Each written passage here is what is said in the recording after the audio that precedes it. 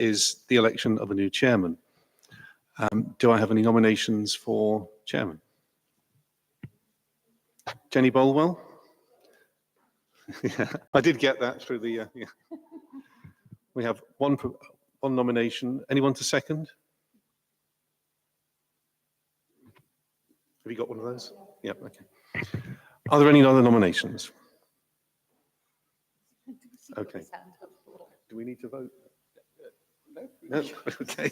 Well, actually, yes. All those in favour? All those in favour? Those against? Against? And abstained? No abstentions.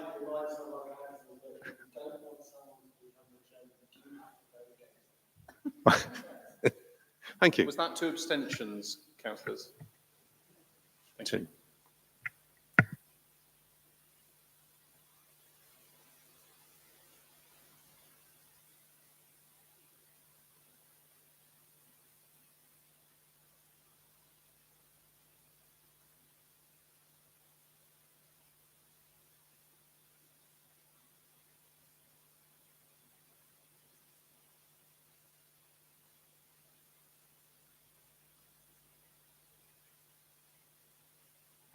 Well, good evening, and thank you very much for your faith in me. So the next thing would be to select a vice chair. Do we have any nominations for vice chair? Don't all jump at once. I will vote for me. Do we have anyone to second that? Oh, Councillor Foster? Yeah. second it. okay. Any other nominations? Any other nominations? I like the way they all just sit back.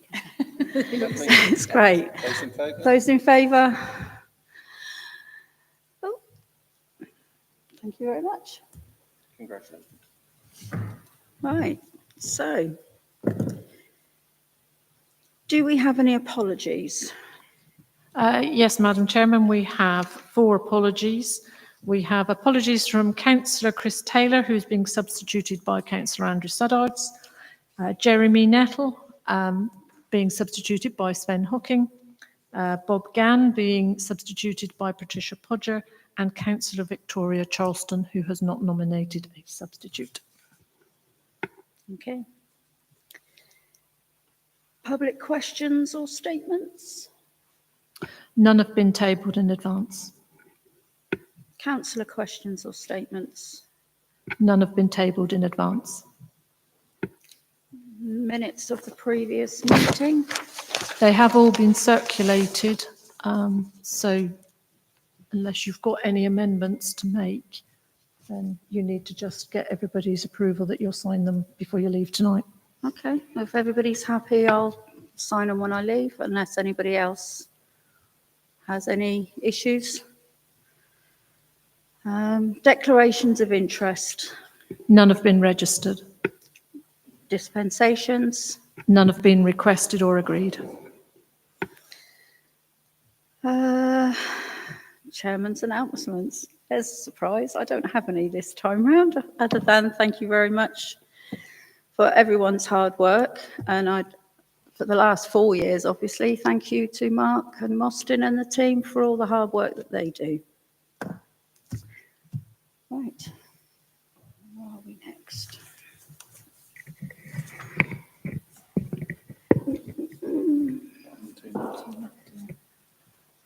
Oh, yes. Mark, down to you. Yes, thank you very much. Good evening, councillors. For those of you that I haven't met, I think I have met most of you already now, but my name is Mark Reed. I'm the Head of Environmental Services. And sat next to me is Mostyn Coombs, who is our Estates Manager. For those of you who just need a reminder about what Environmental Services covers, it's the CCTV, it's Parks and Open Spaces, it's the crematorium and cemeteries, it's street scene, and it's our facilities. Okay, and in terms of the estates team, Mostyn oversees Parks and Open Spaces, street scene, and the facilities team. So I'm going to kick off and give a short update on the CCTV and the crematorium cemeteries, and then Mostyn will give you an update on the work of his team. So we'll start off with CCTV. So recently, a small number of cameras within the city centre have been upgraded to 60 gigahertz, which for those of you that don't even know what that means, which is would be me as well, our CCTV manager has been working with our contractor because the old 5 gigahertz link is just not as stable as it once was when the cameras were first put in. And we've got lots more mobile phones, lots more Wi-Fi, lots of things that are really interfering with the strength of the signal. So we've started the process of upgrading our camera system to 60 gigahertz, which gives us a much more stable and decent picture and reception, which means we're not having any outages on any of our cameras at any time. We've also, as part of the work from last financial year, we replaced the HIC network video recorder within the control room. Unfortunately, there was a fault with this, but after some investigations were conducted over the last month or so, the NVR was found to be faulty, and this was replaced with an upgraded version at no additional cost by the supplier. So again, good news there. So we're all ready to go. So the CCTV control room is now at a really good high standard, and we're now looking to upgrade the CCTV cameras and their links across the city.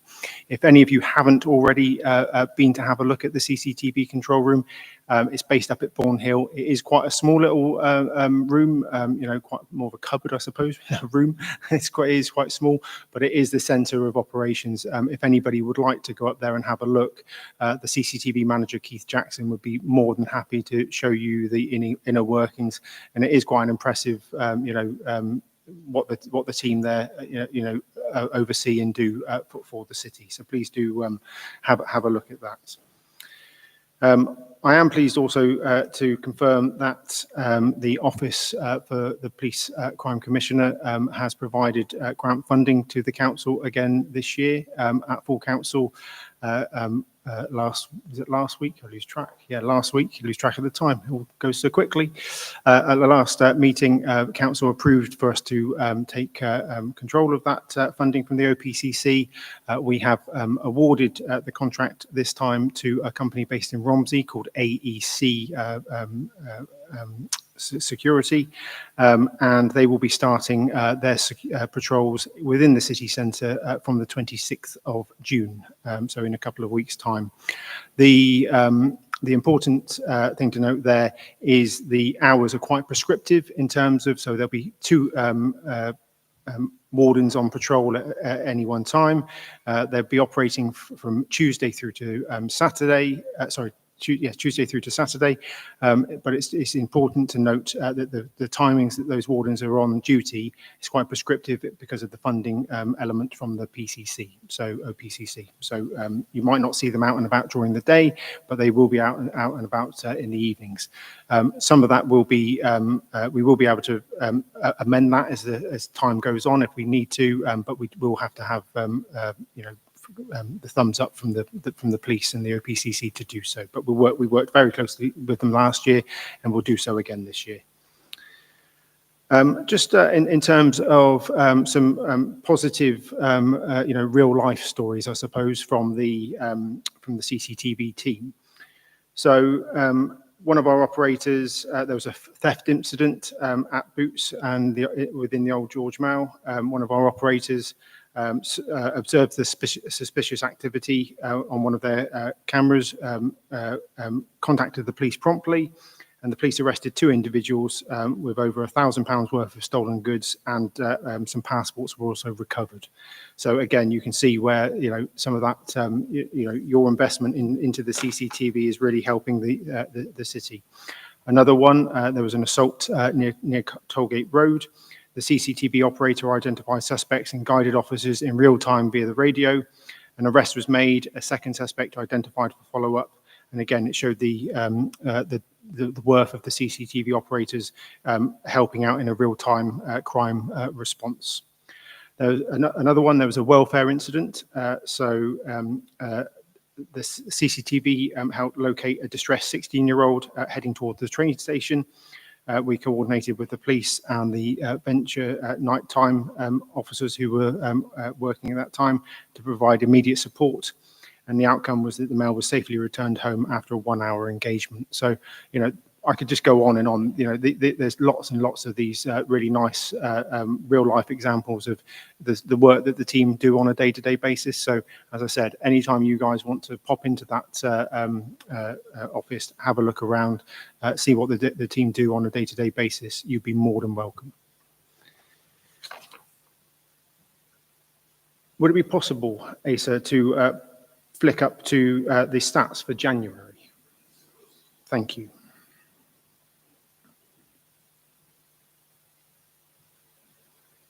So these stats have all been circulated within the pack. So if you've got a paper copy, or whether they're you might have them on your tablet or something. So we've got stats for January, February, and March. I'll just start with January. So again, we've got 19 different operators. Please remember, we only have 2 part-time paid operators. So the other 17 are volunteers who come forward and give considerable amounts of hours to the safety of this city. We have some volunteers, volunteering, near enough full-time hours. They really, really do enjoy the giving back to the city and the work and that they do. You'll see one of the really nice figures there for 2025 for January. You'll see that hours worked, 440, worked and volunteered, 446, which goes far and beyond. That's a massive spike compared to the previous 4 years. So our CCTV manager is doing some really amazing work in, recruiting volunteers, keeping volunteers, and encouraging them to, sign up for as many shifts as possible. The other sort of information on there, you'll see the sort of top 5 reasons why there were requests to views from the police. There were 9 from theft, 8 from assault, 2 burglaries, criminal damage, sorry, my black and white print off, I couldn't quite get it, and then 2 welfare concerns. So you'll see, the type of things that are coming through from the police in how we're assisting with that. If you go on to February, please.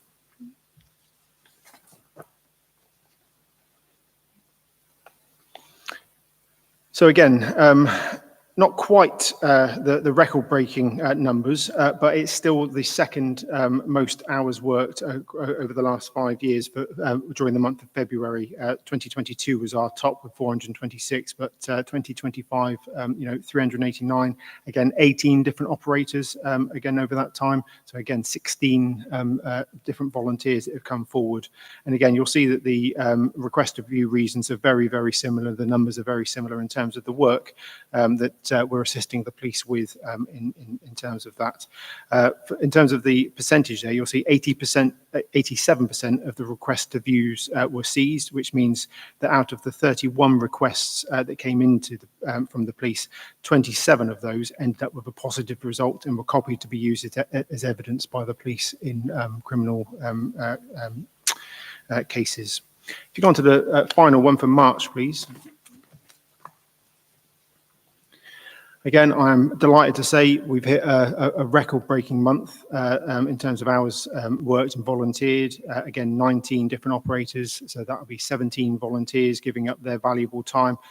We really, really could not do it, offer the service we do without those volunteers. They do an absolute, cracking job. Keith, our CCTV manager, will be going out to request for more volunteers. We do a recruitment drive once a year.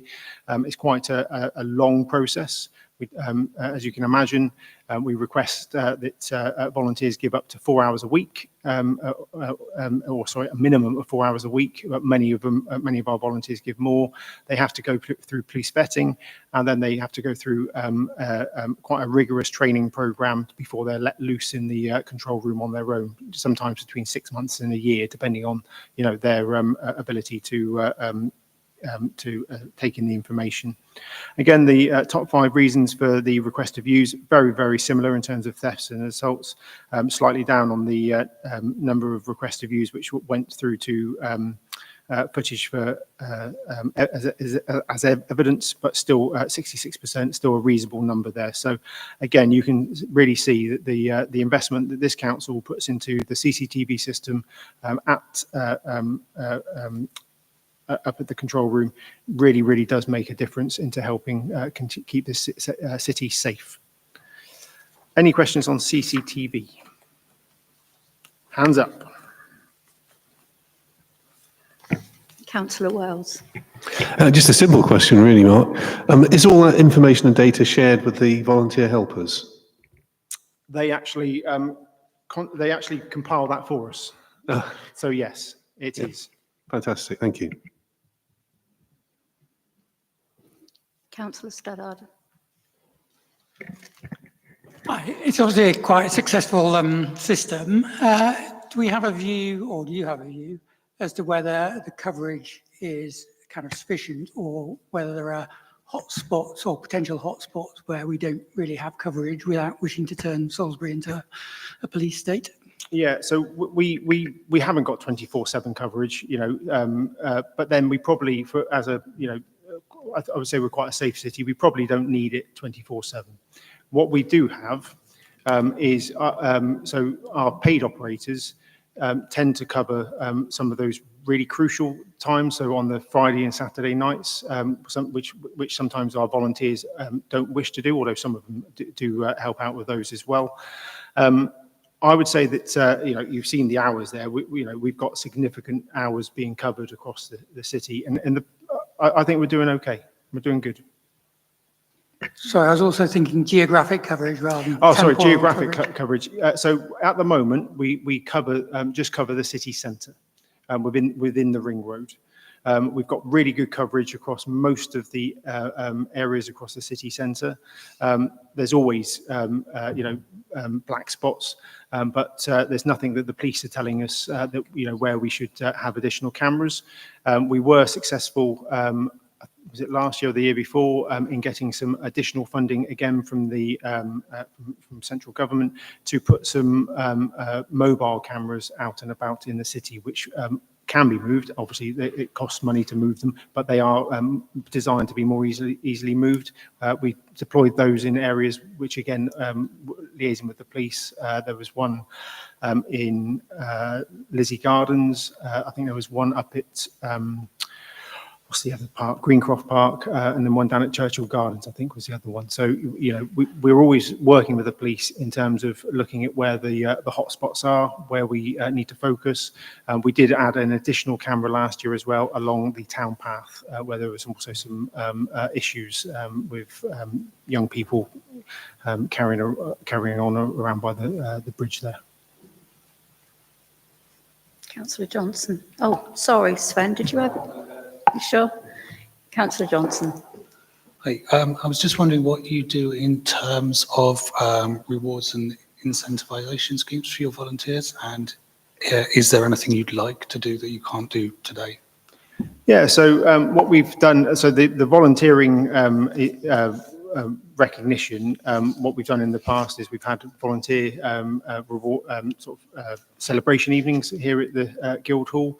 That's something that our communities team usually oversees, because to be honest, we've got more volunteers across the council than we have staff. We've got not just the CCTV volunteers, which is, quite intense volunteering in terms of the requirements, but we have, volunteers in our parks and open spaces who do a lot of planting. I think Victoria Park is a very successful one, but we've got others. The communities team also have lots of volunteers as well, helping out at the various clubs and things they do. So they tend to lead on that side of things. Do you want to? Aisle. Thank you, Chair. I think the amount of work that volunteers do at this council is extraordinary. Not only those that we recruit, but those that we retain, and the services that they help us support and deliver is phenomenal. I want to do more. I am also aware of the very painful view by some members of the public that spending public money on jollies or banquets or things of that nature is absolutely the wrong thing to do. And I agree, spending money on jollies and banquets is not what the public taxpayers' purse should be spent on. However, I do think it's an appropriate use of money to say thank you. Thank you to volunteers who, in some cases, have given hundreds and hundreds of hours to this council. So it is something that I would like us to do this year, and to do in a meaningful way. Saying thank you is really, really powerful. We need to do a little bit more for our volunteers, I think. Sven? Just really to build on what Mark has been talking about, and probably for our newer members of the council, if you want an enlightening insight into what goes on, spend a shift with a couple of guys in the CCTV room. And if you can do the graveyard shift on Saturday night from midnight till 4, yeah, see some of the stuff that goes on. Some of it is, oh my God, some of it is, oh my God, and some of it is hysterically funny. But it's worth having a look. But one of the hardest things to do, especially if you're new to the control room, is to actually be able to follow someone on the camera network across the city. Because you've got 64, was it, plus the 4 new ones, something like that? Yeah, getting on for 70 cameras. Yeah, get on with 70. So if you've got to pick someone that goes across the town, you've got to know where each camera is, which way it's pointing, and you've almost got to know that without thinking about it. It's very, very difficult to do. It takes an awful lot of practice. But if you get a chance, go and spend a few hours up there and just see what's going on. It's an enlightening experience. Thank you. Okay. Councillor Foster. So, sorry, a late breaking after those last two comments, actually. Do we have any information on longevity or retention of our volunteers? Because I can't help but think if we're going to say thank you, those with the experience to achieve what Sven was just saying is something that we should be aware of. You know, it's saying we've got 18 volunteers, or I think it's dropped down to 14 in the last month.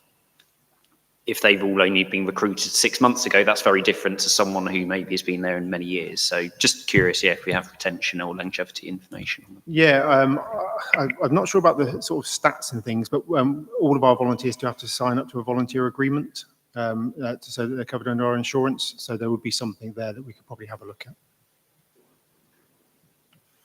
I think we'd all benefit from seeing that, actually. Credit where credit's due to the team that do it. Definitely. Right, back to you, Mark. Me again. So it's always me. It's That's the why Mark I show. got Mossed in here, so you haven't got to listen to my voice all night long. So moving on to the crematorium and cemeteries then. So it goes without saying that the team up there do an absolutely amazing job. If anybody's had the misfortune of losing somebody, a loved one in Salisbury, the team really do take massive pride in every single service that goes on there. Sometimes they have as many as 10 services a day, and thousands of, or maybe up to 800-900 services a year, and every single one is treated like the first one that team has ever done. They really are that professional. Really, I can't speak more highly of them. In terms of the facts and figures, and you'll forgive me, I sometimes have to detach myself from the emotional side of the crematorium with one of the key things for the council, which is the fact that it does generate us an income, quite a sizable income. So I just provide you with some figures here. So this graph shows the last 5 years. So you'll see in 2021-22, we finished on 928 full cremations. And this is the standard package that somebody would probably get with from their funeral director. There are other packages available, like direct cremations, etc. And obviously we do burials and up at the Avenue Cemetery as well. But I guess the bread and butter kind of number, which affects our bottom line more often than not, is the full cremations. So as I said, in 21-22 we did 928. So just to give you a flavour, 22-23 it was 993. We then dipped down quite significantly in 23-24, and that was because, or mainly because, we were closed for 2 months for the chapel roof repair. For those of you councillors, you might remember this, and for those of you that weren't, you might have read it in the papers, but we replaced the copper roof on the chapel, so that had to be closed for two months. We did relocate to Barrington Road, to the church there, but again, just some people are quite particular about, and quite rightly so, about their loved ones' final day, and so they quite often they want to have the ceremony and the cremation in the same building and things. So we did lose some custom there. In 24-25, again, numbers not quite up to the 900 mark. Although we did reasonable numbers, but we were again closed for 2 months. This was because of the emergency repairs that we had to do to the flat roof because it was leaking. Again, the numbers were quite were affected to a certain degree by that. We did try and mitigate that by having services here actually in the Guildhall on that occasion, but yeah, not quite as high as the 21-22 and 22-23 numbers.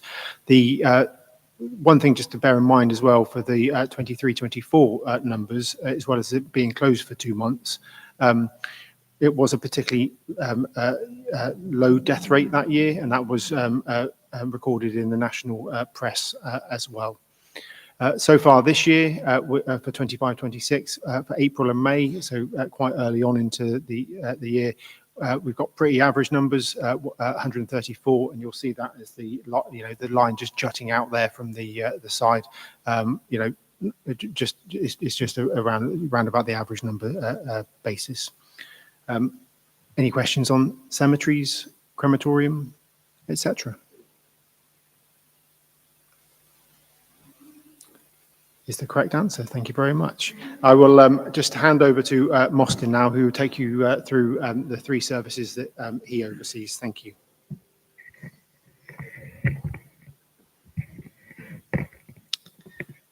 Good evening, everybody. So I shall start off with parks. Okay, so lots of wildflowers are being appearing across the city on our verges and long grass areas. This picture was taken at Bishopdown at the Linkway, and this one at Castle Street Roundabout. The grounds team are getting much better now identifying wildflowers while they're out cutting. If they see an area with some wildflowers, especially if there's clover or something on the ground, there's an activity of bees on them, they'll leave that bit for the moment, move on, or maybe come back if there is certain activity there. So it's good that they're much more aware now. We're seeing much more wildflowers popping up, which is great and follows policy. So it's quite fantastic.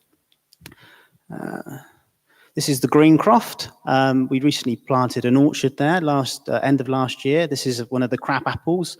As you can see, it's got some great flowers on it, which means it's establishing well and will produce plenty of fruit. This is another young cherry tree in Queen Elizabeth Gardens. Amazing display of flowers this year.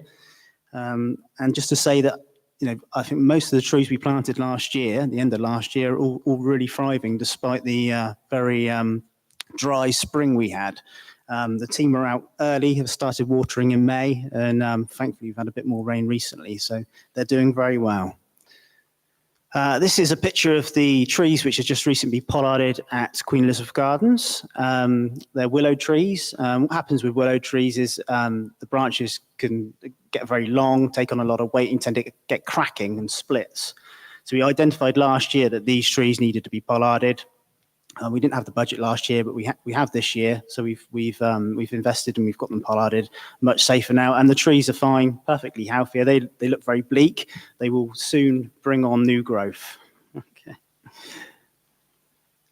Team update. So the residential grass cutting team, that's the team who goes out and cuts places like the Ferrari and Bishopdown and all those verges and open spaces. They've completed 1 round now, and they're into their 2nd round. And they're currently at St. Mark's Road. Unfortunately, we have had some sickness in that team, but they are doing very well and they're catching back up again. The Parks and Open Spaces team, that's the team who go around and do like places like Victoria Park and Churchill Gardens. They're currently on their second round, and they've also prepared and marked the cricket pitch in Harnham. Games have started there for the summer season. The cemeteries, this would be Devizes Road Cemetery, London Road Cemetery, the Avenue Cemetery, and some of the smaller churchyards. They've now completed 2 rounds of cutting, which is great, and they've just about to start the 3rd round.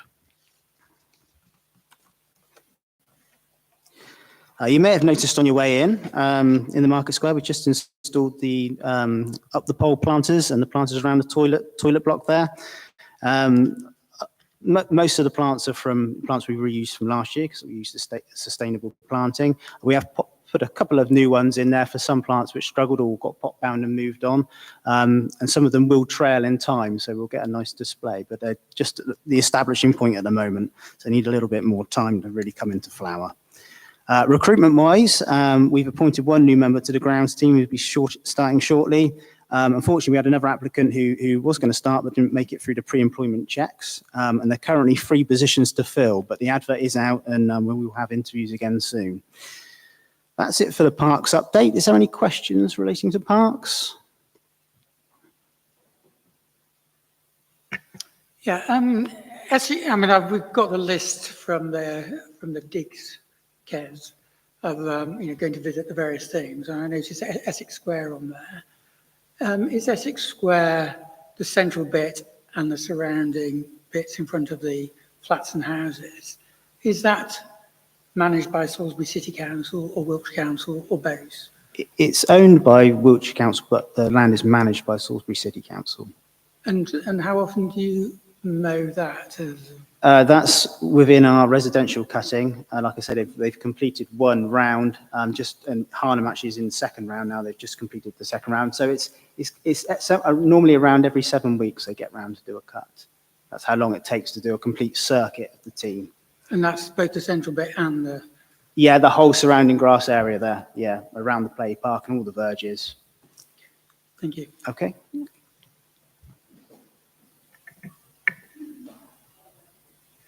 Hi, I just wanted to ask, I wanted to say firstly that the team were out cutting the grass along Manor Farm Road, and I did take time today to go and say hello to them and thank you.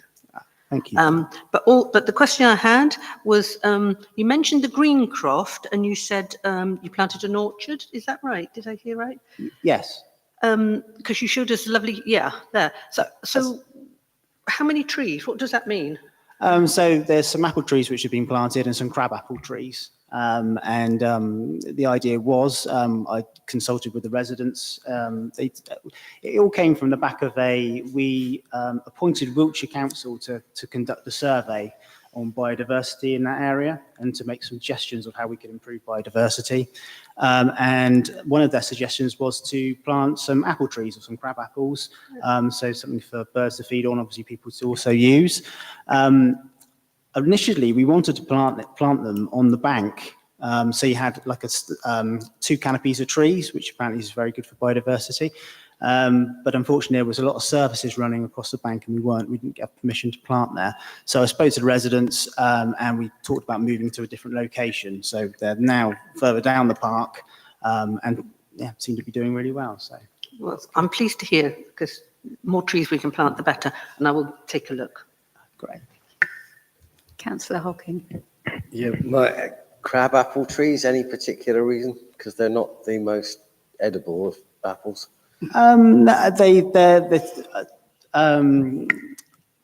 There are other apple trees there that have been planted, but the crab apples are allegedly very good for biodiversity. You can make jams and things out of them, good for, like I say, for birds to feed on as well. So yeah, hopefully a bit of a mixture there. Yeah, thank you.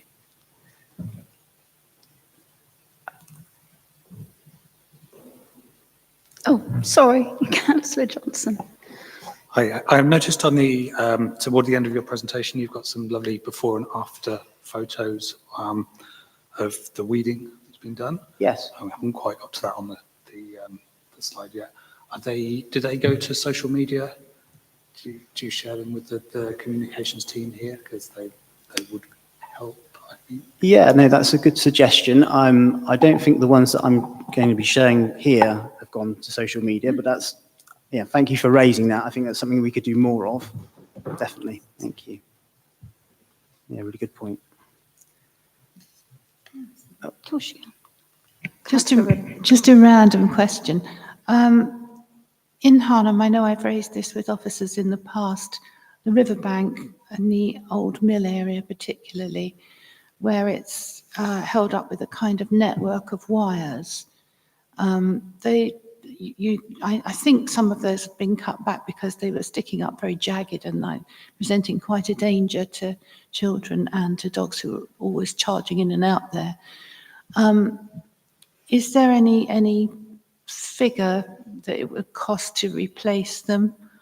What would the Environment Agency say? I know it's quite a big job, but all along that riverbank in the park is supported by these, are they called gabions? They are, Yeah. yes. And they could cause quite a nasty injury, I think, given the popularity of that area for paddling and things in the summer. Yeah, thank you, Annie. Yeah, it has been identified, that particular spot where people access the water, that the gabions have broken, and there were edges that were coming up, and I think the team have been checking them regularly and cutting back any sharp spikes. One of our officers, Mark Annetts, has met with the EA and had a walk around that area, and they seem quite comfortable with us doing a repair. They don't recommend using gabions now. We have got some stone in our yard, which we could potentially use. And like I say, currently Mark is liaising with the EA about when and how we can do the repair. So it is in hand. Thank you. Is that going to be very costly? Probably not, because we've actually, like I say, we've actually got the stone in our yard. It's stone that we took out from Queen Elizabeth Gardens when they redid the bed areas. So it's there, it's to be used, so there's no cost to that, it'll just be the labour to install it. Thank you, that's great. Okay. Okay, moving on to street scene. Okay, staffing update. So we currently have we're recruiting for 2 new street scene operatives. Rebecca Twin, who's worked for the council for a number of years now, she's just been appointed to the street scene manager. So congratulations, Rebecca. We've got three new operatives have joined the mobile team since January, and 1 operative has joined the Barrow team. We've got 2 new officers who have been appointed. This Ian McDonald and Yasmin De Cruz, and both are line managers. Ian manages the mobile team and Yasmin manages the Barrow team. Training and development. On the 20th of February, 6 operatives completed the HACO sweeper training. And on the 4th of March, 5 operatives received training on the electric sweeper. And in March, Rebecca completed her IOS training, which is a health and safety course. Volunteer support. So following the lifting of the Health Security Agency's restrictions in January, we have resumed support for volunteer litter picking groups. And since March, we have supported several groups, including the Scouts, providing PPE, tools, and collected 34 bags of waste. It's really good that people are able to help out with litter picking again. It's fantastic. Operational highlights since January. 122 fly tipping incidents have been cleared by the mobile team. 147 waste bags have been removed from the streets. Our parish roving team have continued weekly underpass clearances. Our new electric tipper is being delivered actually this week. And the replacement of seasonal staff with the 2 full-time operatives has allowed for dedicated 2-person weeding clearing team to operate daily across the parish. And I can show you some of the weeding which has been done. So this will be Wyndham Terrace area. A before and after picture. Yeah, That's to be confirmed. yes. After public consultation. So this is East Street. And this is Marlborough Street. So yeah, work inside the A36 boundary, work was completed at Bellevue to Escott Road, residential area of Mill Road, Sandown Place, Jews Road, North Street are all completed. Outside the Ring Road, weeding has been completed at Churchfields, Harnham, West Harnham and East Harnham and St Edmunds. Community reporting. Since the 1st of January, the team have responded to 201 reports submitted via the My Wilts app. 394 additional reports received via email and officer inspections. And we're tackling the ongoing issue of abandoned trolleys through the Trolleywise app. However, the roving team is still collecting trolleys daily and returning them to various trolley parks across the city. And that's it for the street scene update. Has anyone got any questions for street scene? I have a question for you, Mostyn. How far out do you go with your weeding? Everywhere within the parish boundary. So if it's within the parish boundary, and they are starting to move out further and further as they do, complete rounds within the closer to the city centre. Okay, I've got some photos to send you then. Yeah, please do report them, and we will take those forward. I'm Thank sure you. between myself and Councillor Johnson, we can come up with some, can't we? Councillor Stoddard, sorry. Yeah, it's a question that's related to this, but it's also wider, which is about the My Wilts app. Is how do things get separated when they're reported between what goes to Wiltshire Council and what comes to Salisbury City Council? Because certainly when I did something related to gullies, it went to Wiltshire Council and they just went, yeah, we're not interested in that one. And then I had to report it to Street Scene. So if somebody could enlighten me on that, that would be helpful. From my experience of the My Wilts app,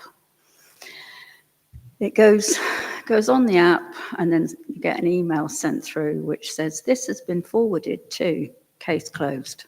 So if they forwarded it here, case closed. It doesn't work. Well, clearly it didn't in the one of the instances of my reporting where they just said for our thing, case closed, and they didn't even tell me where to refer to obviously then I asked, being a councillor, but somebody else who's not a councillor, effectively, exactly, Wiltshire Council just shut the thing down and basically said, you're on your own, which I think, perhaps, ASA is something that we could, discuss with Wiltshire Council to go, we need a better way of closing things down. Clearly not everything that's reported, has to be acted upon, but I do feel as though there's an element of, well, as soon as I can get this off my hands, the better, as opposed to helping the public. Thank you, Chair. I think certainly I'd be really disappointed if people's perception out there of our officers was that we just wanted to close things down without resolving them. That's not the culture that we are trying to create here at Salisbury. Appreciating that might have been a comment about Wiltshire. We'll absolutely take forward. It's a real shame, the My Wilts app, when it works well, is really useful and a good tool for the general public to report things. Let's go and satisfy ourselves as officers here at Salisbury that where there is that connection, that things are being passed through to us. Appreciating it's not our app, but if there's something that we need to do about communications to make that a little bit slicker so that members of the public feel more reassured, and just to satisfy ourselves that things that we are responsible for are being passed to us, then that's an action that we would certainly take forward, Councillor. Yeah, I just think we're in danger of, losing public trust in the app and reporting if that happens, that kind of thing happens too often. Clearly, if people report it, then, yes, by all means, if it's justified to switch it off, but where actually it was a case of, the other side of the house, be it Salisbury or Wiltshire, then, we are in danger of really losing support and people just become cynical and go, well, absolutely, and then I never completely report agree. it and just complain on social media about, nothing ever happens. Absolutely.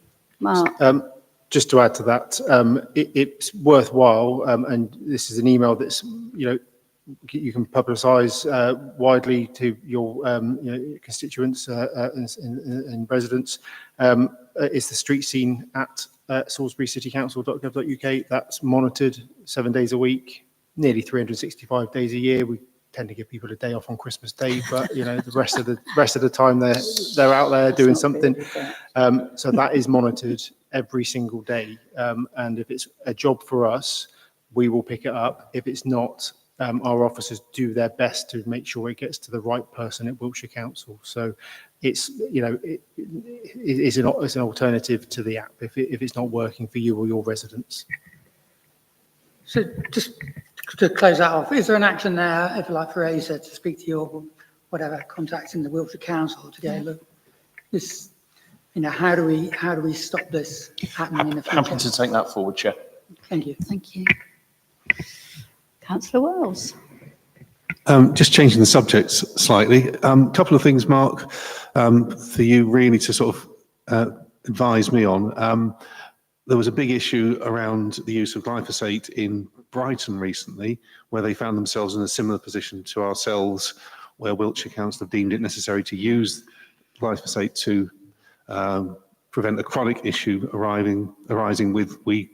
And they were talking about there's a means of application which doesn't involve spraying, so it indiscriminately covers lots of area. I don't know exactly what the process was. Just want to know if Wiltshire Council are using that process. I'm not sure what process Wiltshire Council are using, but the process you're referring to is a droplet application, which is more targeted. I would have to check in with Wiltshire Council street scene team to see what their contractor was asked to do, but I can do that. That's not a problem. Thank you. The other thing is something else that Brighton, again, which seems to be having the same issues with weeds as the rest of the country. There is a scheme there that came to light in the news because it went wrong, in as much as residents can agree to take responsibility for weeding the pavements in their street. It has to be signed up and approved by the council. Is that something that would be unworkable in a city of our size or not? No, again, we work with residents for all sorts of volunteering. We were talking about that just a moment ago, whether it's helping out in the parks or, CCTV or the pantry, So if there are residents that wish to, have a coordinated approach to looking after their street or their road, we could work with them to help provide tools, bags, sign them up to our volunteer agreement so that they're covered under the council's insurance and all of those things. So that, again, that's something that we could look at if that was the wish of the council. Okay, one more thing. This is more of a Wiltshire Council issue again.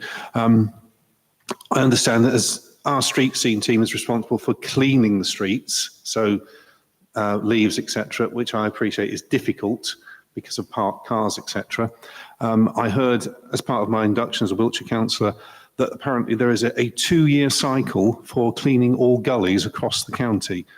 I'd be interested to know if all of the gullies in our city have been cleared in the last 2 years. I might ask that perhaps some gullies need to be cleared more frequently than 2 years, but also certainly if they were cleared every 2 years, that would be a big step forward. So again, that's probably a question for Wiltshire Council officers and Wiltshire Council councillors, but we get, as officers at the City Council, get asked for a discretionary list of drains and gullies that this council would like to see cleared each year. Councillors do forward to officers requests throughout the course of the year, usually when we've had quite a lot of rain and it's quite apparent where the drains are blocked and there are issues. But yes, so if you've got a drain or a gully that you're particularly concerned about, you can send it through to the street scene team, that email that I just gave you, and they will, look at that against all of the other ones that come through and make a recommendation to Wiltshire Council which ones need to be focused on. Wiltshire Council do tend to focus on a lot of the major roads rather than the residential ones. But again, I think it's something for you as councillors to take up with them. That's the conclusion I was coming to, but I thought I'd check with you first because I feel that there could be room for improvement in that cycle, because a lot of the clearance seems to be reactive, and there's limited capacity to do so. And you have the absurd situation, which I know Councillor Rideout found when somebody came in to clear the gullies in our ward. They came and cleared one, there were 3 other blocked ones in the area, but they wouldn't do the other 3 because it wasn't on the schedule, and equally in need of clearing. So something for me to take forward myself, I think. Thank you.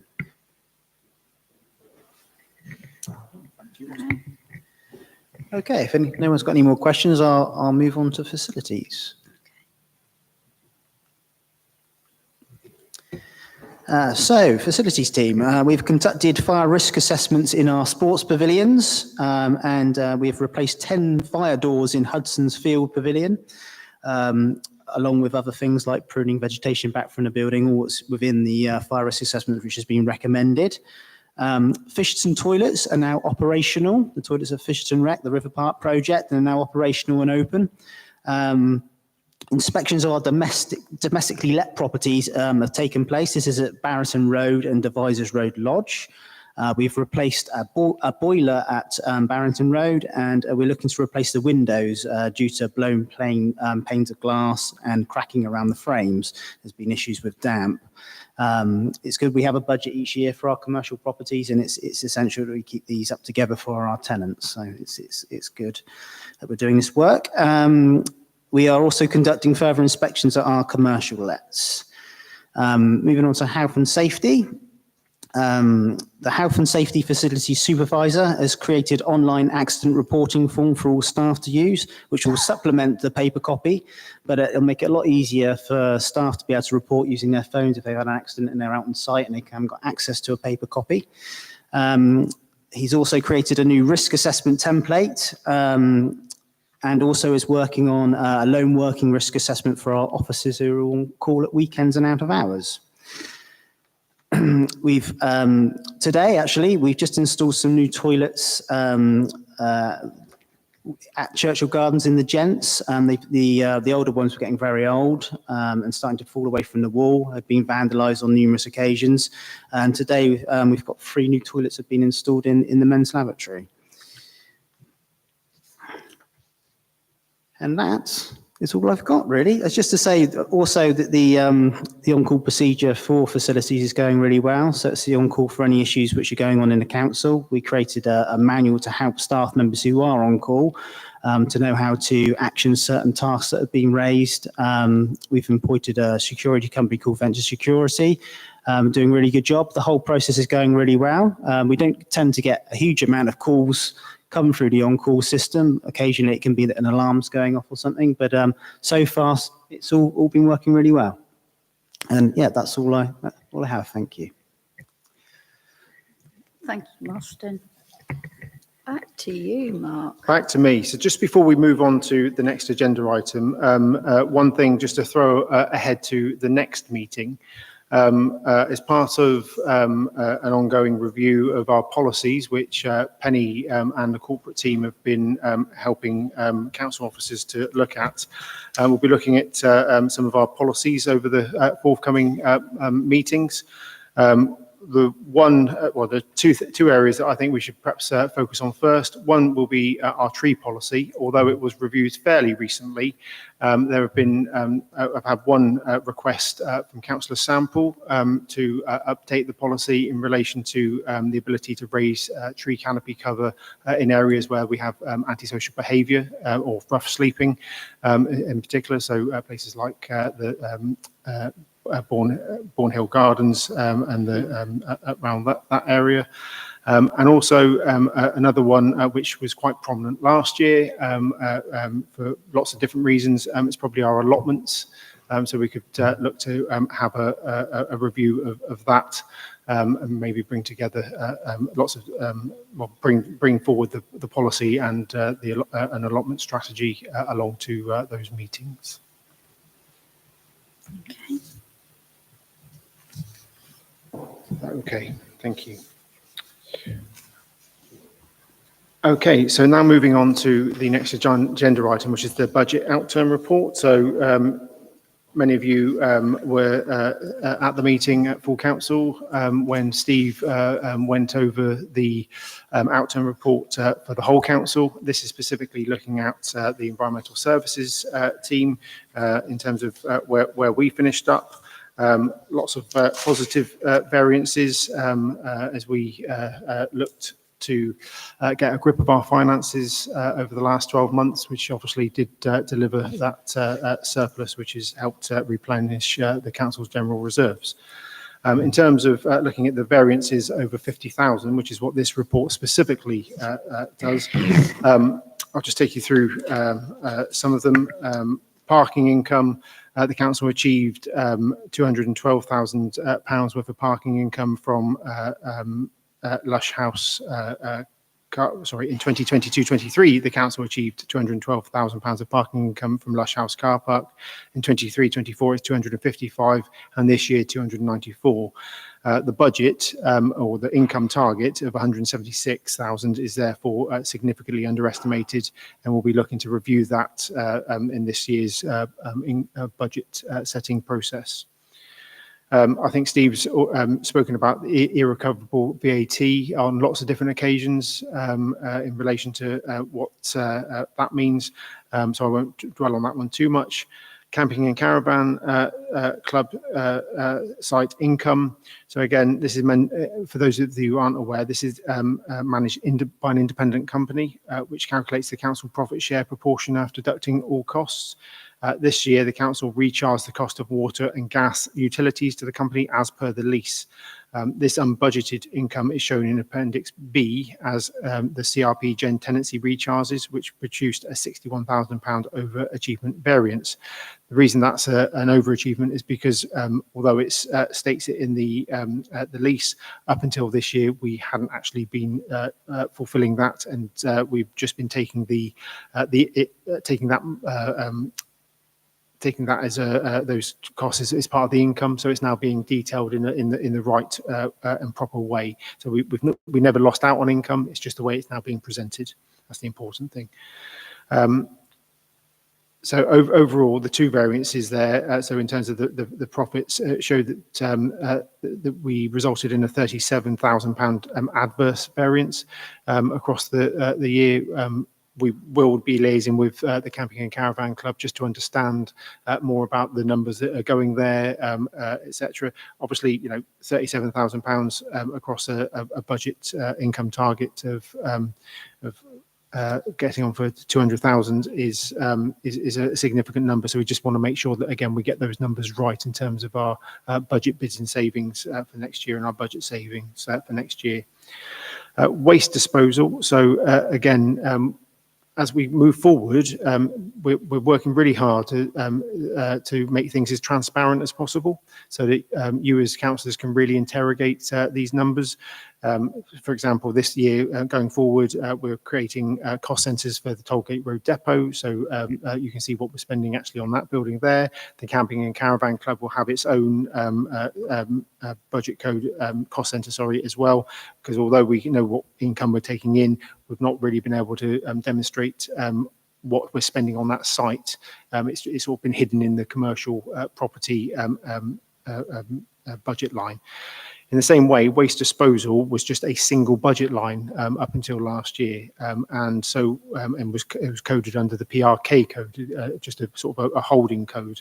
Last year, we split that just 50-50 to start off with between the parks and open spaces and street scene, almost on an arbitrary basis, I guess, just between the two services. What this actually showed, this didn't actually reflect the actual service delivery or cost distribution across those. So for 25-26, we've reallocated that budget so that the budgets are in the right place for each of those services. The crematorium also has a small waste disposal cost for the cemeteries, because we have this spoil from when the graves are dug. The excess soil was put in a spoil tip, and that has to be taken away periodically as well. I say I won't go through every single line here because there's numerous different budget lines. But the important thing I think to note is that, as I say, the environment budgets came in with a positive variance across all sectors overall. But I am happy to take any questions in relation to those.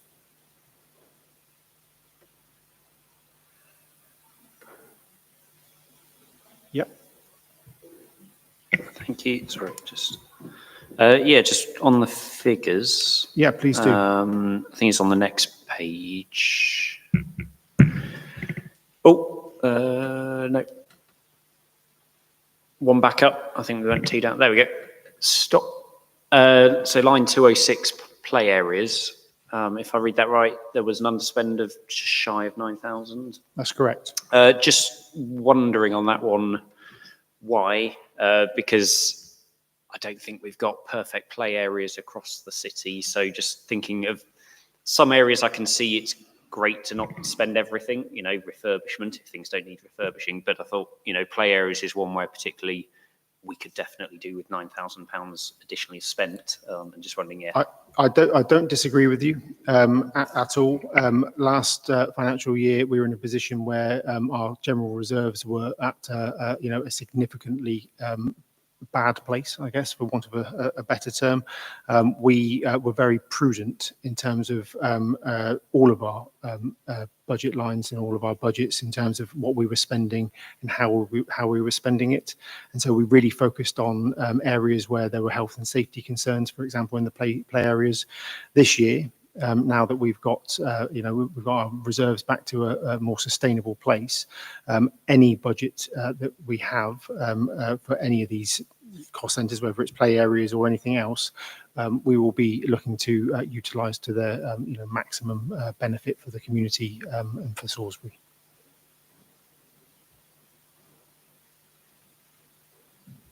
Yeah, thank you. Couple of questions, probably stepping a bit outside environment, but on the same sort of thread. HMRC and VAT underpayments, has that now worked its way through completely across the rest of the council as well, or are we expecting anything else to come back out of left field on that one? Thank you, Chair. Probably two separate questions in there, Councillor. We have, in terms of HMRC, we have made, I think, 3 declarations to them around pensions, around taxation, and around irrecoverable VAT. All of those declarations HMRC are processing for us. We await the outcome of those. We have made accruals for them within our budgets going forward. So the money is there. We kind of know how much they're going to charge us, and therefore the money is safe in our accounts to be able to make that payment. The second part of your question, I think, was, are we going to find any other legacy issues? With a sense of irony on my face, that probably is the £1 million question. There may be other issues that we come across. 15 months in, we're still finding the occasional issue that we are rectifying, going and putting right.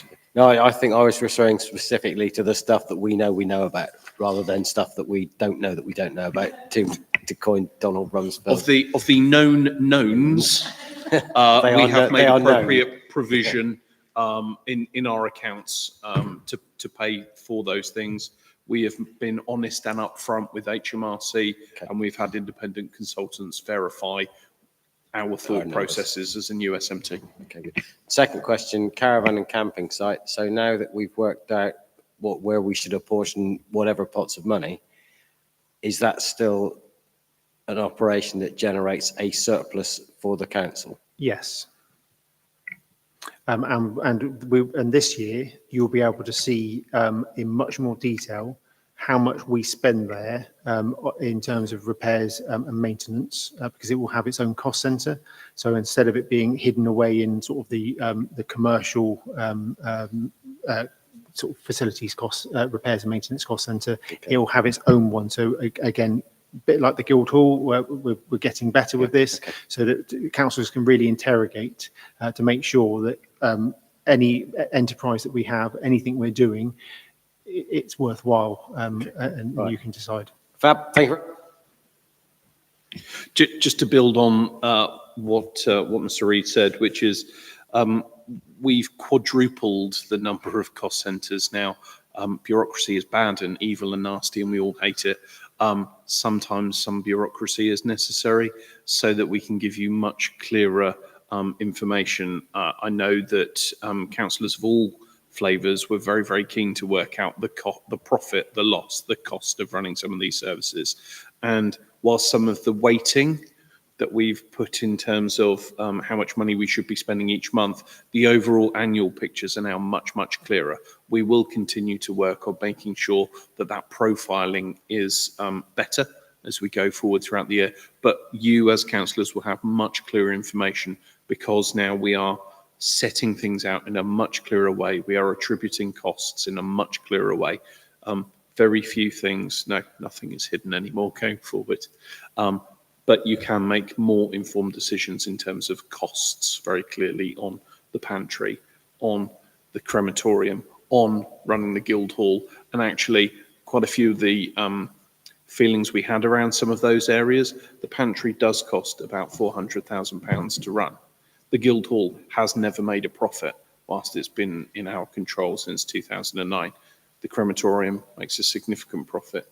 Camping and Caravan Club makes a sizable profit. But we can be much clearer now going forward because of that additional work and clarity that our finance team have now made.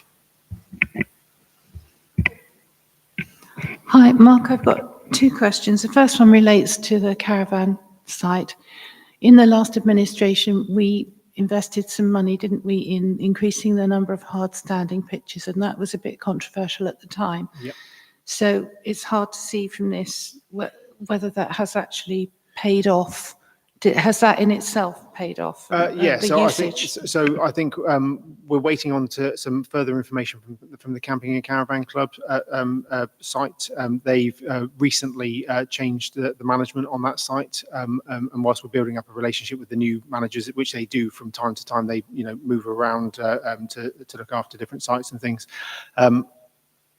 We want to understand the numbers that they're getting in up there, what we can do to help facilitate that. I know Councillor Bolwell has been involved with trying to generate some footfall into Stratford Road Social Club at different times as well. So we're just looking to build up that information bank again so we can see exactly where we're at, in the same way as we're now attributing the utility costs in the right way. We want to be able to look at the numbers and interrogate them in a little bit more detail. And that's something we'll be doing in the coming months. I'm happy to bring that back at the next committee meeting. Yeah, thanks. I think that would be useful. And just the other thing, on your budget monitoring report, can you just explain to me the item that says commercial and residential properties, which appears to show a 76% variance? Yeah, so let me just get that out. So commercial and residential property.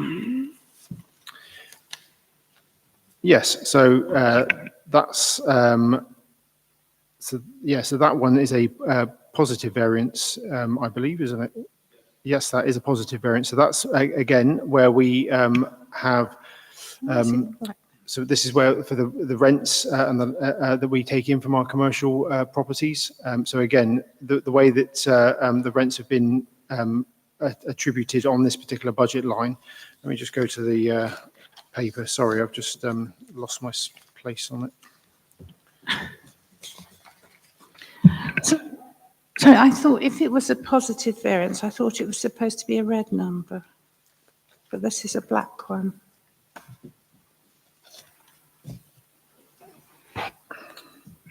It's probably just me being dim. So when the short version, councillor, is because this is an income target, we've over exceeded our income target by £200,000. So the target was 272,000. We've actually managed to secure 478,000. So well done, officers. You've brought in £200,000 more money. So that is a very good news story from officers. And that is because we've had a look at what's been going on with leases, terms, conditions.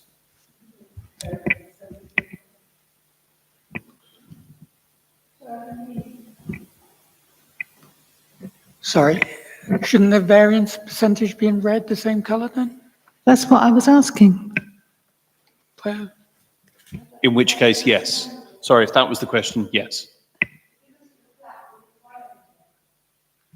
It's not a problem. Yes, that 76 could go in red. That's a good news story.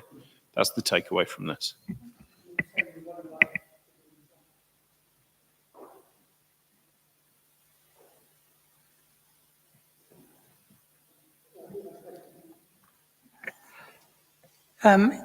In Victoria Gardens, isn't there a cafe there? How does that work? We rent that out? Or? We do, yeah. So we've got lease agreements for that cafe. We also have an agreement, although it's not in a building, but we have agreements with a coffee provider who comes into Churchill Gardens, and also an ice cream vendor that goes into Lizzie Gardens as well. We've also, as part of the refurbishment of the Fisherton Breck toilet block, made provision for a new concession there in that block, which the business team will be looking to let out in the coming weeks and months ahead. Okay. Any more questions? No? Okay. I think we now move on to the Feed the Ducks initiative. Feed the Ducks. Yes, please. Feed the Ducks. So we were approached by the Feed the Ducks initiative. So this isn't something that I've gone looking for. They've actually approached the City Council. They've been working with local authorities across the country. This is essentially where they've recognised that feeding ducks is, well, it's always been a popular activity with parents and children.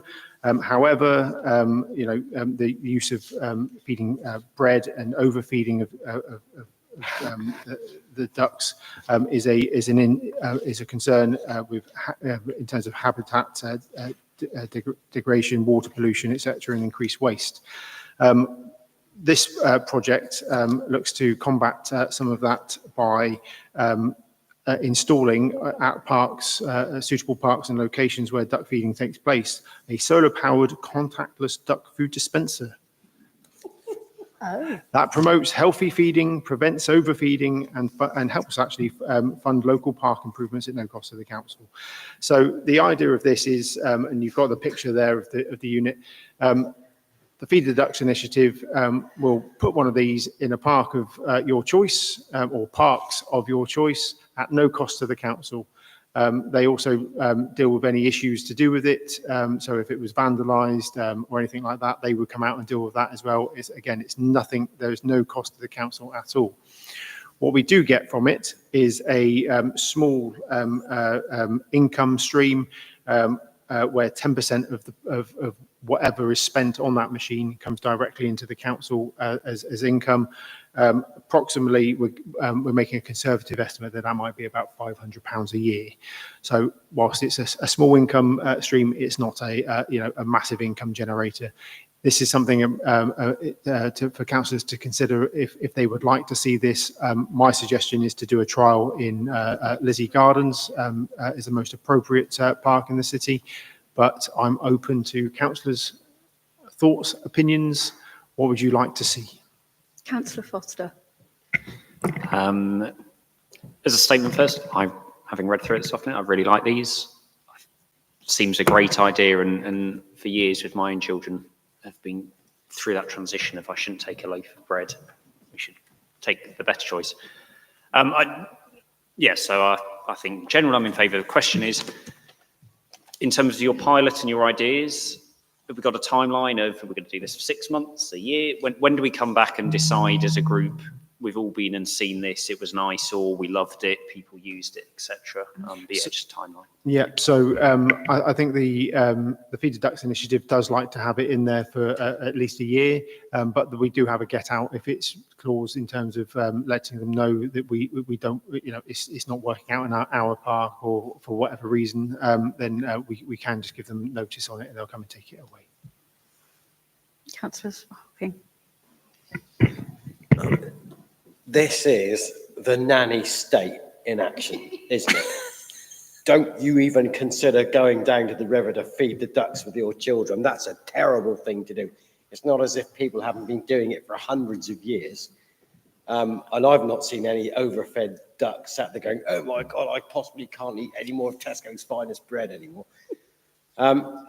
It's not decrying what we want to do, but this is just job creation for somebody. So my first question is, what about vermin? Because this stuff is loose when it comes out of the hopper into the bit that you grab. You're going to get stuff on the ground. Any consideration about what we're going to do with the overspill? Because it's next to water, so you're going to get rats. So I'd be interested to know what we're going to do with that. Yeah, let's leave it at that for the time being. Mark, I'll leave you to answer that. It's a fair question, and something I can go back to the initiative with. Clearly, they don't provide a container or whatever to collect it. And my second point was to have one of these, you also need some ducks to feed.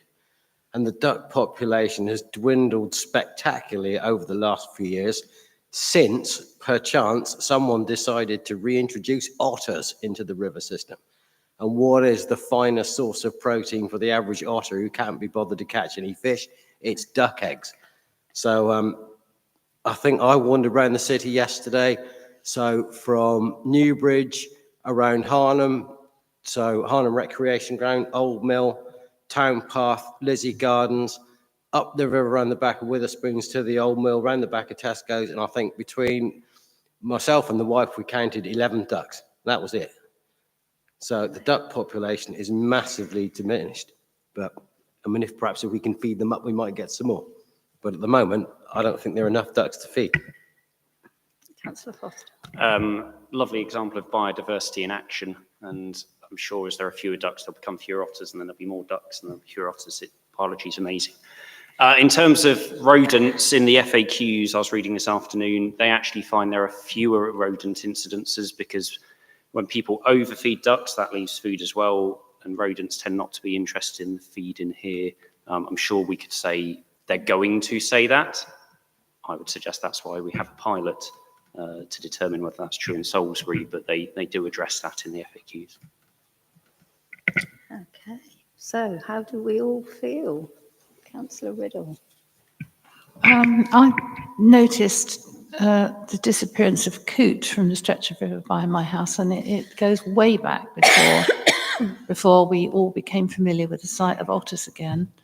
I think mink have more to do with it than otters. And a couple of mink have recently been trapped in Harnham, so they're certainly still around. There hasn't been a coot for, I should think, 7 or 8 years now along that stretch where they were there all the time when we moved in. I think also in the aftermath of Novichok, there was a sudden disappearance of a lot of ducks as well from the city centre. I think we can all work out why, really. So I think that let's not say why we think that is, but I can't see that this can possibly do any harm to try it out. Would you put this machine in the Lizzie Gardens car park or where exactly? Because I think it's a nice idea, and if it doesn't work, they won't. If they're not making money out of it, they won't stay there, will they? No. And in terms of the location, I would talk to the estates manager about the most suitable location for it. And obviously, I'm sure the Feed the Ducks initiative would also have a wish of where it might go. Councillor Wells. Is there any evidence of this being used successfully prior to us coming to it? So they've said that they've worked with over 100 local authorities. I have to admit, or successfully with over 100 local authorities. I've not directly contacted any of those to ascertain its, whether that's factually correct or not. Councillor Podger. I'd like to add that I think it's a wonderful idea, and I think nothing ventured, nothing gained. Councillor Stoddart. Yeah, I'm having seen them elsewhere before, I suspect it is a good idea. I think the trial would be a good thing. A couple of things to add. I think actually, speaking to other customers as opposed to just relying on the company that wants to make money out of this is always a good thing to do. The other thing is, ask questions about how do they fix the charges and what's it likely to go up? Are we going to end up in 10 years' time where it's £5 a bag, for instance? So what are they going to do on future pricing and discussions with that? Obviously, they do need to make some money, otherwise they're not going to do it. And the other thing is obviously, if it's a raging success, maybe we can plug all our financial gaps in and introduce otter feeders and swan feeders and you name it feeders in the future. Councillor Foster. Sorry, I spent a lot of time thinking about this since I read about it. Just one final thought to put out there, I think, to us as a committee and then to the council is whether ring fencing is the right word, but if there is income from this, it would be nice potentially to use it almost linked to it. I know at the bottom, I think we're just off the road, 8.4 sort of equalities impact. The education's free if you've got a mobile phone and you can scan the information. But of course, if you haven't got a pound, you can't access it. So again, maybe there's ways of making sure that we could use that money to be more equitable to others that may not afford a pound but want to feed the ducks. Just thought. Okay, well, we've been asked to approve the partnership. So do we go with the pilot and see where that? I suppose we do. Do we have a seconder? All in favour? Karen.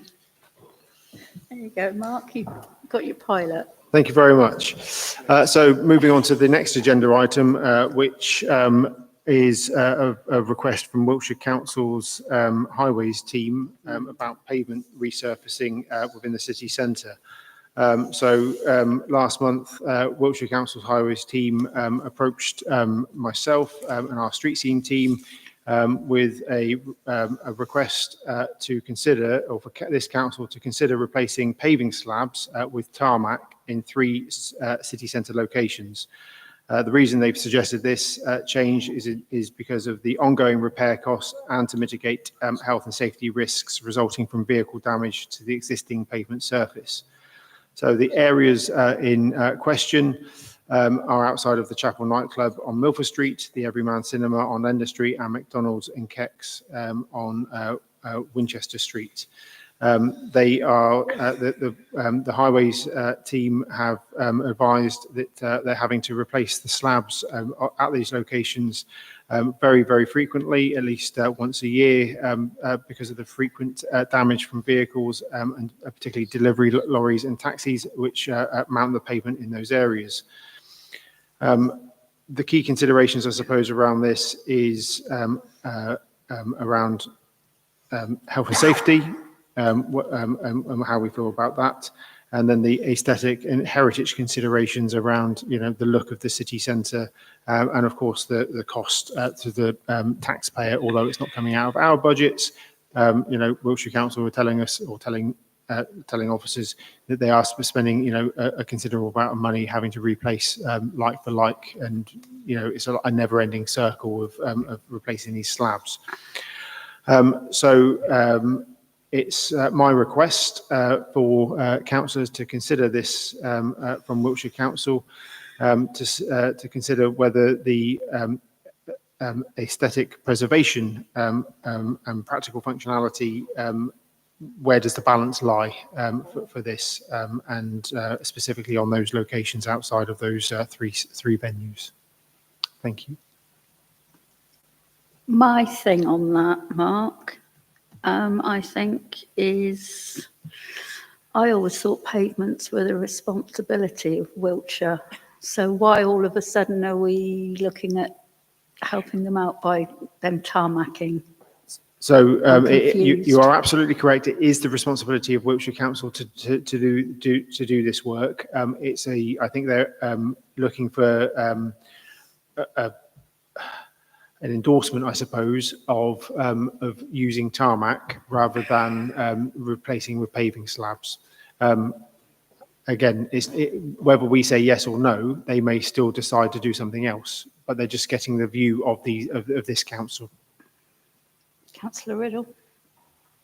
Do we know what Wiltshire Council's conservation officers think about this? Because this is in a conservation area and, you know, I mean, they take quite a strict view about things like paving slabs and that, don't they, in the city centre? I haven't spoken directly to the conservation team. This is the highways team have approached the city council with regards to Yeah, this. and I just wonder if they've got all their ducks in a row, as it were. Well, it'll be embarrassing for them if they haven't. Councillor Foster. Yeah, I was just wondering, and again, the answer's probably no, you've not heard them. For me, it's not just, well, I think it's important, like for like conservation area. What was interesting though, reading through the report, was this doesn't solve the problem. The problem for me is vehicles keep parking on the pavement in these locations, and all three of these locations are heavy pedestrianised, people queuing for the chapel or going there, people going to the cinema, McDonald's. Would a bollard or two not be much more effective in both stopping cars and vehicles and lorries parking on a pavement for safety reasons and protect our paving slabs when they're replaced in the future? And just thought that seemed the actual solution, whereas tarmac is just sort of accepting the fault. So that might be something for council officers that sit on the highways improvement group, which I think meets tomorrow, from memory. Yes, tomorrow. So that might be a suggestion that should be taken there to that meeting for the highways officers to consider. Councillor Wells. Yeah, I had a long conversation with somebody about paving slabs, with a chap that was laying paving slabs. And the first thing he pointed out was that paving slabs for pedestrians are not built to an appropriate specification for bearing the weight of vehicles. However, we're looking at a densely populated area, city centre, where, whether we like it or not, there will be occasions when large vehicles will mount the pavements and damage will be done. Similarly, across the city, certainly in the road where I live, we've got an agreement that we park slightly on the curb to enable vehicles to pass up and down the road. Fortunately, on our road, there's a thin strip of tarmac which runs just inside the curbstone, so no damage is occurring. Paving slabs aesthetically are much nicer, but they are more difficult to maintain. And I think that this might be a case for pragmatism in certain areas so that we can have, you know, a footpath which will sustain the damage that might be incurred by vehicles, whether correctly or incorrectly, are mounting the pavement. Councillor Hockin. So this is the start of the slippery slope to blacktop everywhere. I haven't seen Wiltshire Council replace a slab for donkeys. The City Council used to have a team that did this under our administration, so we went around fixing them all. But that got scratched a little while ago. There are processes or what's the word I'm looking for? There are materials which you can use which will bear the weight of vehicles. They're slightly more expensive. But I think in this instances, in the locations that we're talking about in the city centre, I think heritage trumps everything. And I think they should remain as slabs. And if we don't want vehicles parking on the pavements, then bollards are the way forward. We do that in plenty of other places in the city, and there's no reason we shouldn't do it here. Question for Mark, really. Mark, are we being asked for a formal response this evening, or are you just sort of taking soundings from councillors? So I've been asked to provide a formal response from this council this evening. So I would propose, if I was going to do it, my formal response would be absolutely not to tarmac, and I would propose that we stick with the current arrangement of paving slabs and that we protect those paving slabs with the use of bollards. Can I have a seconder? Councillor Riddle, thank you. Okay, so we have Can I just ask a question before you? Yep, of course you can. Do you know in these particular areas, the reason why vehicles are parking or using the pavement, is it because there just isn't the space, a la, John's case, where there just physically isn't the space, or is it just lackadaisical use where bollards? So I think in some cases it's deliveries are taking place. So for example, down Endless Street, whether it's outside of the pub down there or the Everyman Cinema, lorries tend to pull up on the curb to stop blocking the road. So that's an example, but it'll be similar. The McDonald's in Kex is people pull up, they just pull up onto the pavement. But if a lorry doing a delivery did park on the road, whilst it might be a little bit more inconvenient, it still wouldn't cause chaos. Well, that would be a question for the highways team. No, that's fine.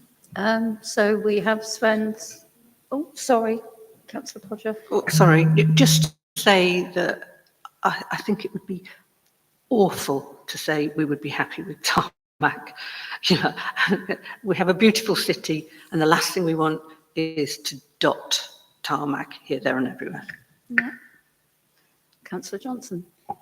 I walked into Market Walk this evening, and I noticed there's a hodgepodge of tarmac amongst the brickwork, and it looks shabby, and I don't want that for our city anywhere.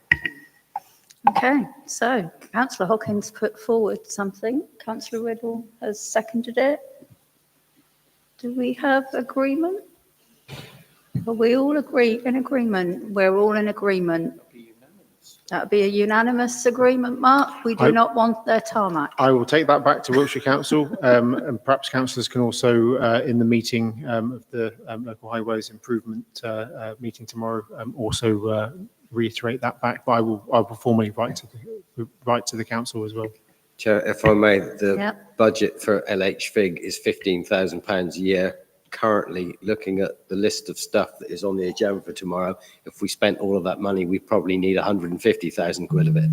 So the chances of LHFIG budget affecting paving slabs in the city is zero at the moment. So, but we can make a note of that at tomorrow's meeting. Thank you. Thank Okay, you, Sven. I appreciate that. Sorry. Moving on. Mark. So the final paper of the evening is the Churchfield's footpath paper. This is a paper based on a motion submitted by Councillor Victoria Charleston at full council on the 3rd of March. This is where the officers were asked to look at making the footpath, the horseshoe footpath that goes around Churchfield's industrial estate, a public right of way. And that was supported by full council on that date in terms of officers investigating that request. So the City Council have discussed this with Wiltshire Council officers to ascertain whether this is something that's worthwhile taking forward. So the key considerations here around informal status versus formal designation. So the footpath is currently well used and recognised informally as a public route already. Wiltshire Council officers advised that the level of existing use and history would already be a material consideration in any planning application affecting the route. They further note that formal designation is not required to protect the path under most foreseeable circumstances. If, however, this council does want to move forward with making it a public right of way, then there are implications to doing so. Designating the path as a public right of way would confer legal status, but would impose responsibilities on this council to ensure its safe, continuous use to a much higher standard than we currently are. So that would include both initial works, which we would need to put in place, and ongoing maintenance, which could be costly. So the estimated obligations would include, and this, as I say, this is just our initial estimates. So there would be an installation of steps and handrails on 2 of the small slopes. We would need to put in a treatment of an area with where there are exposed tree roots, potentially with a raised walkway to make it fully accessible. We'd have to make repairs to an existing riverbank erosion area, possibly involving fencing or barriers.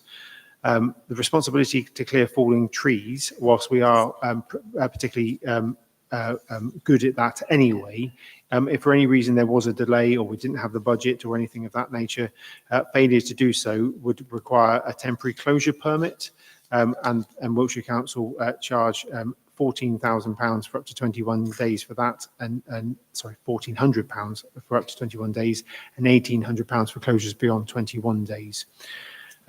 Any collapse of the riverbank would also result in a similar closure fees and potential delays due to the environmental agency permissions, with likely additional costs. It's also really important to consider, even if Salisbury City Council supports designation this evening, Wiltshire Council, as the authority, may still choose not to proceed with formal resignation of the path. We can't force them to do that. So in terms of the recommendations this evening, I've got sort of three key ones there. Consider the information provided following discussions with Wiltshire Council Highways regarding the potential designation of the Churchfields Riverside Path as a public right-of-way. Assess whether formal designation is proportionate given the potential costs and existing informal protection through long-standing public use. And then to determine whether to proceed with a formal application for designation and accept the associated responsibilities as I've outlined in the paper. Refrain from formal designation, but continue to monitor the route and advocate for its informal retention and protection, which is what we're doing at the moment. Or we could also seek additional public or stakeholder feedback before making any decision, bearing in mind that this, although Councillor Charleston put this forward as a motion, I think it was from a resident, Pam Roquette, who first brought that to the attention of Councillor Charleston. So over to councillors for consideration. Thank you. Councillor Riddle. I have a great deal of admiration for Pam Roquette and all the work that she does for our environment locally. However, I do think that it is the very informality of the path as it stands at the moment that attracts people to it. You can see whatever works you put in there in the way of rails and raised walkways and all that are going to be very visible also from Middle Street Meadow, which is heavily used, and it is a very peaceful and amazingly rural element of Salisbury's cityscape. I mean, it's just amazing that we've got that in the middle of the city there. And I don't like the sort of, I've heard it called creeping suburbanisation of green spaces like this. I know that before you know it, you'll have health and safety saying, oh, it's not safe to ride a bike along there. Let's put some chippings down or something. And it will spoil the whole nature of the thing, in my view. I speak as somebody who walks my dog there 5 times a week.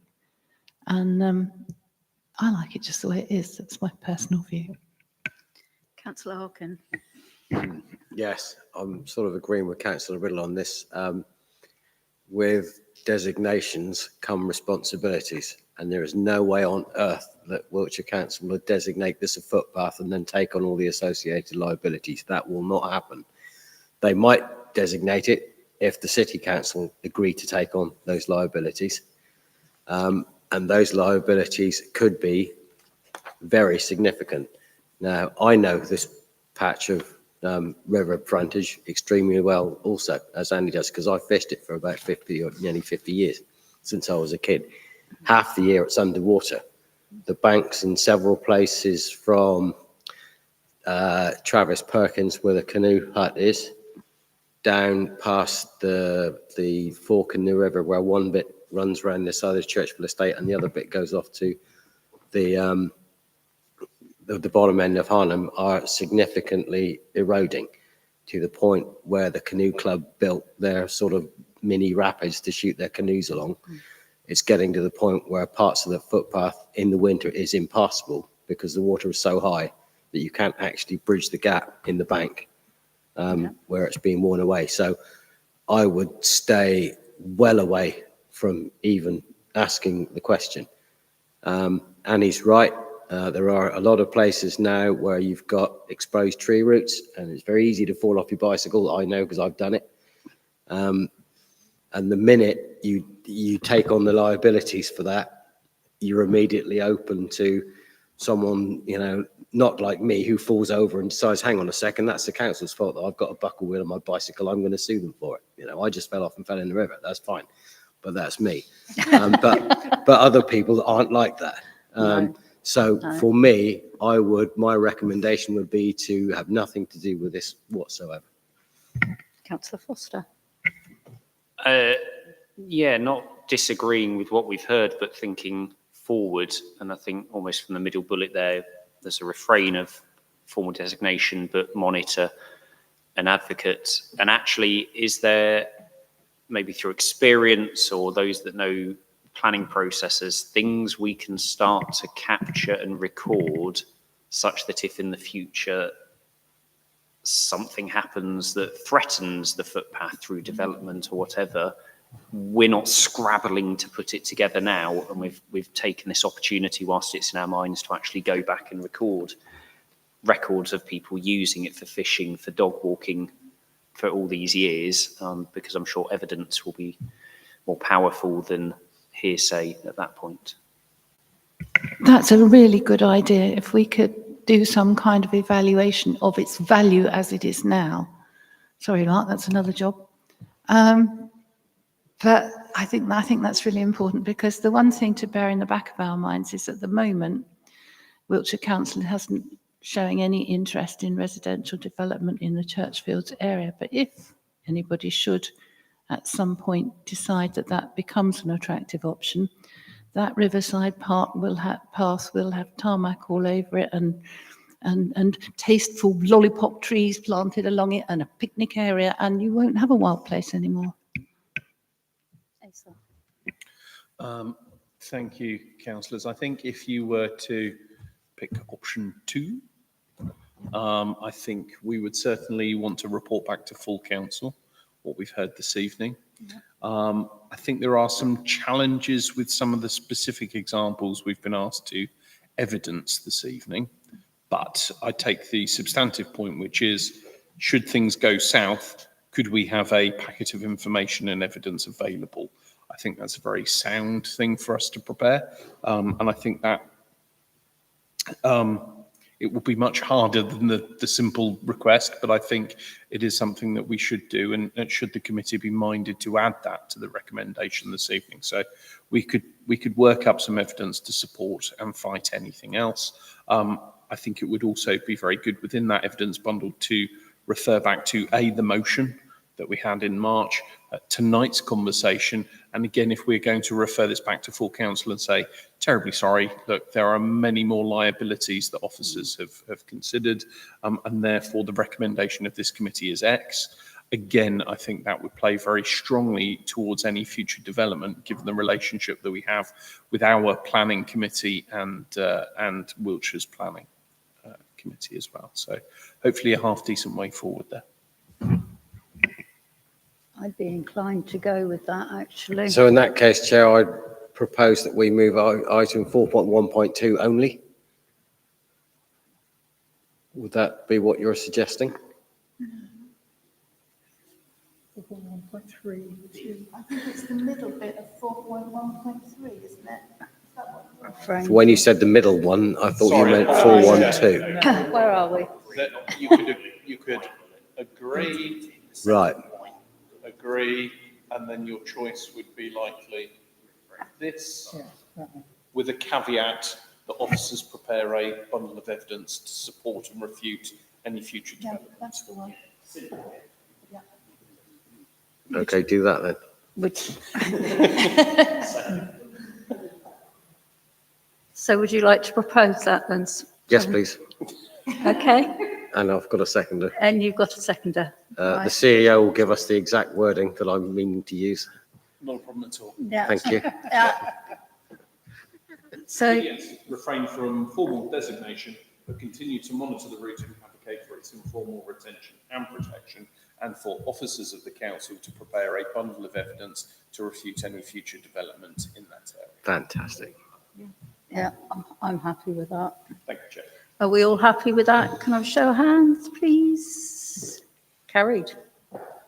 Thank you very much. Thank you very much. And that concludes my presentations for this evening. I will just say again, for any of the services that I oversee, whether it's the crematorium, the CCTV team, the parks team, grounds team, street scene team, if anybody wants to come out and see what these guys do on a day-to-day basis, please get in touch. You'll be more than welcome.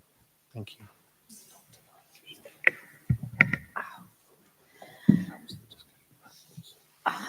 Right, okay, well, that finally brings our meeting to a close. Thank you very much for all your help and work.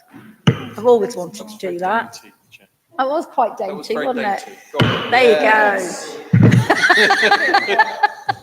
I've always wanted to do that.